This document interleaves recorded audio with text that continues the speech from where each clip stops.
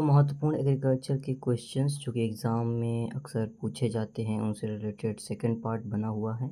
यहाँ पे जो पहला क्वेश्चन है बताएगा कि प्रकाश संश्लेषण सक्रिय विकिरण यानी पीएआर फोटोसिंथेसिसली एक्टिव रेडिएशन को मापने के लिए कौन-सा उपकरण प्रयोग में किया जाता है?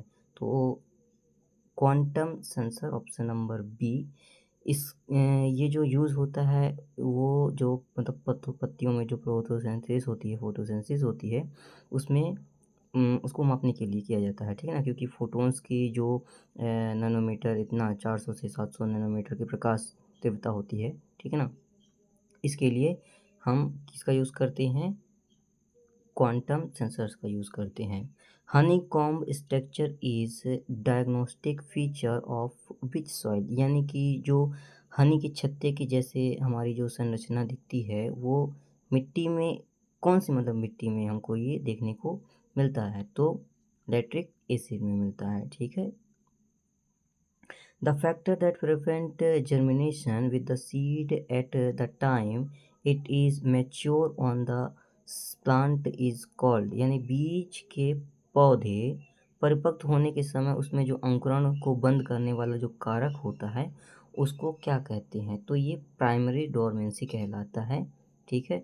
मतलब कि जैसे ही हमारा पौधा मैच्योर होता है सीड बनाकर, ठीक है? जो सीड हमारा मैच्योर हो जाता है तो अब उसमें जर्मिनेशन नहीं करेगा, उसमें क्या पाया जाएगी? प्राइमरी डोरमेंसी पाई जाएगी, इसलिए वो सीड बीज नहीं बना वो क्या बोलते हैं पौधा नहीं बनाने पाएगा उतनी समय। Accumulation of soluble salt in the soil surface horizon is called, यानी मृदा की सतही परत में घुलनशील लवणों के संचय को क्या कहते हैं? तो सैलिनाइजेशन कहते हैं। जब मृदा की जो सतह होती है वो घुलनशील लवण जब वहाँ पे जमा हो जाते हैं तो इस क्रिया को क्या कहेंगे? सैलिनाइजेशन कहेंगे। मतलब मिट्टी में जो हमको जो सॉल्ट दिखती है, हल्का सा खारापन दिखता है, ठीक है ना? उसी को सैलिनाइजेशन कहते हैं। मृदा में पानी के नीचे की ओर पार्श्व यानी लेटरल दिशा में जाने इसको क्या कहते हैं? सीपेज, पर्कुलेशन, इन्फिल्ट्रेशन या रन ऑफ? तो इसका सही आंसर है पर्कुलेशन, ठीक है। यहाँ पे समझते हैं कि इन्फिल्ट्रेशन क्या होता है? जब पानी जैसे ये ज़मीन है इसके इसके अंदर क्या जाएगा? पानी जाएगा, ठीक है ना? वाटर ड्रॉप्स जाएँगे तो इसको क्या कहेंगे? इन्फिल्ट्रेशन कहेंगे। पर्कुलेशन क्या होता है? जब अंदर चले जाना, जैसे ये सरफेस है, ठीक है? तो जब वाटर की जो बूँदें रहेंगी, पानी की जो बूँदें रहेंगी वो अंदर तक चली जाएँगी, इसको हमको बोलते हैं क्या? पर्कुलेशन बोलते हैं। और सीपेज क्या होता है? जब धीरे-धीरे करके रिसाव होगा, उसी को हम क्या बोलते हैं? सीपेज कहते हैं। Best planning is connected with which of the following, यानी सर्वोत्तम नियोजन जो प्लानिंग होती है वो किससे संबंधित रखती है? तो यहाँ पे सभी से होगा। Fixation of object, determination of strategy and prescribing the procedure for future action, यानी कि जैसे कि हम कोई भी प्लानिंग करते हैं उसके लिए सबसे पहले हमको क्या होना चाहिए? ऑब्जेक्ट तय करना चाहिए कि हमारा उद्देश्य क्या होगा। फिर स्ट्रैटेजी बनानी चाहिए, ठीक है ना? और जो स्ट्रैटेजी बनाने के बाद जो हमारे पास अवेलेबल सोर्सेस रहेंगे फ्यूचर के लिए, ठीक है ना? उसको हमको क्या कर देना? एक प्रक्रिया के द्वारा उसको शामिल करना होता है, ठीक है? ऑल ऑफ दिस इसका आंसर होगा। राष्ट्रीय जैविक खेती केंद्र कहाँ पर स्थित है? तो गाज़ियाबाद में स्थित है, ये आपको याद रखना है। स्प्रिंकलर सिंचाई विधि किस प्रकार की भूमि के लिए अधिक उपयोगी है? तो हम ज़्यादातर स्प्रिंकलर सिंचाई किस भूमि के लिए करेंगे, यहाँ पे हमको बताना है। तो अनडाइल्यूटेड सॉइल के लिए यहाँ पे सही ऑप्शन रहेगा। क्यों? क्योंकि देखिए जब हमको लैंड सरफेस जो मिलती है वो अगर सीधी मिलेगी तो हम उसमें और भी इरिगेशन कर सकते हैं जो कि सही रहेगा, ठीक है। लेकिन अगर हमको अनडाइल्यूटेड जैसे ऊबड़ खाबड़ वाली जैसे इस तरह की ज़मीन जो हमको मिलेगी, इसमें हम स्प्रिंकलर अगर सिंचाई करेंगे तो हमको उसमें ज़्यादा बेनिफिशियल मिलेगा, क्योंकि वहाँ पे पानी जो है वो स्टॉक नहीं हो पाएगा, ठीक है। बाकी में तो पानी पूरा का पूरा लेवल में रहेगा तो पानी सीधे नीचे चला जाएगा, सबको सभी प्लांट्स को पानी मिलेगा। लेकिन अनडाइल्यूटेड सॉइल के लिए स्प्रिंकलर बेस्ट मानी जाएगी। सेमी खरपतवार प्रबंधन यानी इंटीग्रेटेड वीड मैनेजमेंट इनमें से क्या शामिल करता है? तो यहाँ पे क्रॉप प्लांटिंग, टिलेज ऑपरेशन और यूज़ ऑफ हेर्बिसाइड, ये तीनों ही होता है, इसलिए ऑल ऑफ दीज इसका आंसर होगा। निम्न में से कौन सी फसल जिंक के अनुप्रयोग पर अधिक प्रतिक्रिया देती है? यानी कि इनमें से कौन सी क्रॉप है जो कि जिंक अगर ना दें या फिर दें तो ज़्यादा प्रभाव दिखेगा? तो यहाँ पे इसका आंसर कौन सा होने वाला है? पैडी। ठीक है, ऑप्शन नंबर बी पैडी होगा, क्योंकि हम जानते हैं कि जिंक की कमी से पैडी में क्या सूखापन दिखाई देने लगता है, उसकी जो पत्तियाँ होती हैं वो अलग कलर की हो जाती हैं, ठीक है ना, इसीलिए। बीज में जो वायबिलिटी है उसको चेक करने के लिए हम किस विधि का उपयोग करते हैं? तो टेट्राजोलियम टेस्ट करते हैं। देखो, टेट्राजोलियम टेस्ट में जो बीज के जीवित ऊतक जो रहेंगे वो लाल हो जाते हैं, ठीक है ना। इससे हमें पता चलता है कि ये जो बीज है, सीड है, वो जिंदा है, इसीलिए इसको क्या बोलते हैं? वायबिलिटी टेस्ट करते हैं, ठीक है। फसल सुधार में उत्परिवर्तन के उपयोग को क्या कहा जाता है? यानी म्यूटेशन, अगर हम फसल में म्यूटेशन कर रहे हैं तो सीधी सी बात है म्यूटेशन ब्रीडिंग कहेंगे उसको। फार्म योजना के भौतिक पहलुओं को मौद्रिक रूप से व्यक्त करने के क्या कहते हैं? तो फार्म विजिटिंग कहेंगे यहाँ पे। क्यों?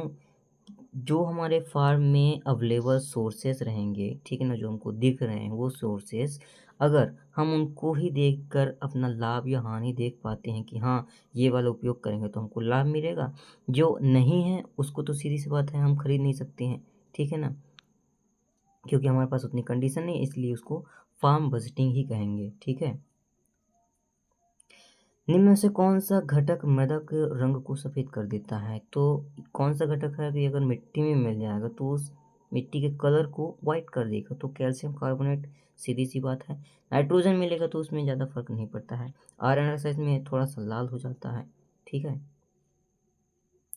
कैल्शियम कार्बोनेट की अधिक मात्रा मिट्टी को हल्का सफ़ेद कर देती है, जबकि आयरन ऑक्साइड लाल या पीला कर देती है, ठीक है ना। और ग्लूकोनाइट को क्या कर देती है? हरा कर देती है। VAM यानी वार्म अकार्बनिक उर्वरकों का एक विकल्प है, ठीक है ना। वार्म जो है वो किस समूह से संबंधित रखता है? तो जो वार्म होता है वो माइकोराइजा होता है, ठीक है ना। देखिए, वार्म का फुल फॉर्म है वेस्कुलर, अर्बेस्कुलर और माइकोराइजा। एक प्रकार का माइकोराइजा फंगस है जो कि पौधों की जड़ों में रहकर जो उसमें सजीव रहते हैं उनको पोषक तत्व फास्फोरस की तरह दे देता है, ठीक है। What will be the cropping intensity if two crops are grown at the same land in year? यानी एक ही साल में अगर हम दो फसलें उगाते हैं तो फसल की तीव्रता कितनी हो जाती है? तो 200% बढ़ जाएगी। देखो, क्रॉपिंग इंटेंसिटी का फॉर्मूला होता है कि gross cropped area upon net sown area into 100। तो जब हम दो फसल लेंगे तो ग्रॉस क्रॉप एरिया दुगनी हो जाएगी, इसलिए हमारा क्रॉपिंग इंटेंसिटी है वो 200% बढ़ जाएगा। निम्न में से किस अम्ल का उपयोग सामान्यतः पौधे मृदा विश्लेषण में करते हैं? तो किस अम्ल का उपयोग मृदा मिट्टी जो पौधा है वो मिट्टी विश्लेषण में किया जाता है? तो हाइड्रोक्लोरिक एसिड यानी कि HCl का उपयोग मृदा और जो पौधा दोनों को विश्लेषण में ये इसका उपयोग करते हैं।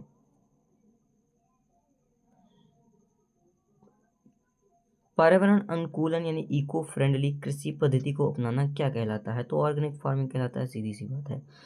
भूमि और जल के बाद कृषि उत्पादन की सबसे महत्वपूर्ण साधन कौन सा है?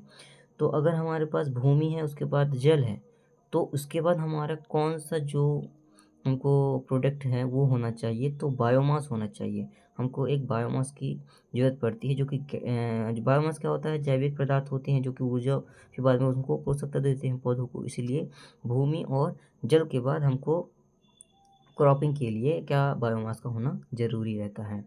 ज्वार में अगर सूट फ्लाई दिख रही है, उसका प्रकोप है, तो कौन सा लक्षण देखने को मिलेगा? तो हमेशा सूट फ्लाई क्या करती है? तो जहाँ पे ग्रोइंग पॉइंट रहता है, ठीक है ना, प्लांट का जो भी ग्रोइंग पॉइंट रहेगा उसके जस्ट नीचे से वो कट कर देती है, ठीक है ना। इससे क्या होता है, जो ऊपर का एरिया जो रहता है लीफ सेंट्रल लीफ एरिया जो रहता है वो सूख जाता है, जिससे हमको क्या विल्टिंग देखने को मिलती है। ये इसका मेन क्या है, सिम्टम है। लेयर फार्मिंग किससे संबंधित रखता है, तो layer farming pasture with grain crop, यानी कि जो लेयर फार्मिंग होती है वो अंडा देने वाली मुर्गियां को पालना ही होता है, ठीक है। इसको पोल्ट्री फार्मिंग, ओ सॉरी, इसका नीचे पता है रेयरिंग ऑफ पोल्ट्री है, लेयर बर्ड से है, सॉरी। ऑप्शन नंबर डी इसका सही आंसर है। क्राई 1 एसी जीन, जिसको कभी कभी क्राइकोगामा लिख दिया जाता है, यह किससे संबंधित रखता है, तो ये हमेशा बायोपेस्टिसाइड रहेगा, ठीक है। क्योंकि जो ये क्राई 1 जीन जो होता है वो ज़्यादातर बैसिलस थोरेंसिस से प्राप्त होता है। यह कीटों के विरुद्ध एक क्या करता है, तो विषैला पदार्थ या फिर कहें कि विषैला प्रोटीन बनाता है, ठीक है ना। इसीलिए इसको बायोपेस्टिसाइड माना जाता है, जो कि ज़्यादातर बीटी क्रॉप्स यानी बीटी कॉटन में उपयोग करते हैं जिसको, ठीक है। प्रति हेक्टेयर फसल उगाने की लागत को क्या कहेंगे, तो उसको कॉस्ट ऑफ प्रोडक्शन कहेंगे। किस रोपण पद्धति में 4 पौधों का वर्गाकार रूप में लाया जाता है, जहाँ पे पौधे से पौधे की बीच की पंक्ति दूरी जो समान रहती है, मतलब यहाँ से पंक्ति की पंक्ति दूरी समान रहेगी और जितनी पंक्ति पंक्ति रहेगी उतनी पौधे की पौधे दूरी रहेगी। मतलब एक क्या यहाँ पे बना रहा है, स्क्वायर टाइप का बना रहा है, ठीक है ना। तो यहाँ पे option number E square type ही रहेगा, ठीक है ना। निम्नलिखित में से कौन सा माइक्रो पोषक तत्व प्रकाश संश्लेषण में सक्रिय और उत्प्रेरक भूमिका निभाता है, तो जो भी प्रकाश संश्लेषण में माइक्रो तत्व रहता है, यहाँ पे हम देख सकते हैं तो नाइट्रोजन नहीं होता है, फास्फोरस नहीं होता है, सल्फर नहीं होता है और बोरॉन भी नहीं होता, लेकिन मैग्नीशियम जो होता है वो होता है। मैग्नीशियम क्लोरोफिल का केंद्रीय तत्व होता है, जो कि कई एंजाइम को एक्टिव करता है, इसीलिए फोटोसिंथेसिस के समय क्या करता है, ये मैग्नीशियम को देने से हमारी जो क्रॉप होती है वो बहुत अच्छी परफॉर्मेंस करती है फोटोसिंथेसिस के मामले में। आर्द्र क्षेत्र की वार्षिक वर्षा कितनी होती है, यानी कि एक साल में जो आर्द्र यानी ह्यूमिड क्षेत्र है उसमें कितनी वर्षा होनी चाहिए, तो 1000 से ऊपर होनी चाहिए, मोर देन 1000 मिलीमीटर। ह्यूमिड क्षेत्रों में वर्षा अधिक होती है, इसीलिए सामान्यतः 1000 मिलीमीटर से अधिक इसे उच्च आर्द्रता वाला क्षेत्र को माना जाता है। 10 HP पंप के लिए भारत सरकार द्वारा कितनी सब्सिडी दी जाती है, तो 10,000 और 50% सब्सिडी दी जाती है। भिंडी को फाउंडेशन सीड उत्पादन के लिए पृथक्करण दूरी यानी कि जो आइसोलेशन डिस्टेंस है भिंडी में फाउंडेशन सीड बनाने के लिए कितनी रखी जाती है, तो 400 मीटर, क्योंकि जो ओकरा है वो क्रॉस पॉलिनेटेड क्रॉप है, इसीलिए जेनेटिक प्रोपर्टी बनाने के लिए हमको कम से कम, ठीक है ना, फाउंडेशन सीड के लिए कम से कम 400 मीटर आइसोलेशन डिस्टेंस रखना जरूरी होता है। ले फार्मिंग किससे संबंधित रखता है, तो यहाँ पे ले फार्मिंग जो होता है वो leguminous pasture with grain crop, ठीक है ना, यानी कि जो लेग्यूमिनस क्रॉप जो उगाई जाती हैं, ठीक है ना, उससे संबंधित मतलब मिट्टी उर्वरक सुधार के लिए ले फार्मिंग का उपयोग करते हैं। शिकारी मछलियों को नियंत्रित करने के लिए किस प्रकार की तेल खली का उपयोग किया जाता है, तो महुआ केक का उपयोग किया जाता है। कोमल पत्तियों पर धूसर सफ़ेद पाउडर जैसे धब्बे, पत्तियों पर विकृत होना तथा फूलों की कलियों का न खुलना किस रोग का लक्षण है, यानी कि जब हमें पत्तियों में हल्का सफ़ेद पाउडर जैसे दिखेगा, ठीक है ना, पत्तियां धब्बे धब्बे थोड़ी सी दिखेंगी, ठीक है ना, फूल खुल नहीं पाएंगे, ठीक है ना, फूल जो है वो खिल नहीं पाएंगे, तो ये जो होता है, ये सारे सिम्टम्स जो होते हैं वो किसके रोग में हमको दिखते हैं, तो पाउडरी मिल्ड्यू जो होता है इसके रोग में हमको दिखता है, ठीक है ना, जिससे पत्तियां जो होती हैं वो थोड़ी सी लचक जाती हैं, पत्तियों में सफ़ेद पाउडर बन जाता है, कली सही से नहीं विकसित हो पाती है। नारी शक्ति पुरस्कार के लिए दिशा निर्देश गाइडलाइन किस वर्ष संशोधित किया गया था, तो 2014 में किया गया था, नहीं नहीं सॉरी 2016 में किया गया था। NFSM के अंतर्गत ट्यूबवेल और जो कि जिसको बोर कहते हैं, बोरवेल के लिए कितनी सहायता सब्सिडी दी जाती है, तो 50% दी जाती है। सूरजमुखी में कौन सा अम्ल पाया जाता है, तो लियोनिक एसिड पाया जाता है। पनामा बेल्ट किस फसल से संबंधित रखती है? तो बनाना से। जो पनामा बेल्ट होती है वो मिट्टी जनित रोग है, ठीक है। फसल उत्पादन के लिए आदर्श सापेक्ष आर्द्रता सीमा कितनी होती है? मतलब कि फसल अगर हम उत्पादन कर रहे हैं तो जो आर्द्रता होती है वो कितनी होनी चाहिए? तो 40 से 60% होनी चाहिए आर्द्रता। जो लवणीय मिट्टी है उसका ईसी कितना होता है? ईसी मतलब इलेक्ट्रिक कंडक्टर कितना होना चाहिए? तो मोर देन 4 डे DS पर मीटर। नाबार्ड द्वारा अंतर्गत 2WD ट्रैक्टर जो मतलब 8 से 20 HP के होते हैं उसके लिए कितनी सब्सिडी देती है भारत सरकार? नाबार्ड जो है, ठीक है, तो वो देती है 2 लाख। ठीक है। थैंक यू सो मच, मिलते हैं नेक्स्ट लेक्चर में, बने रहे हमारे साथ।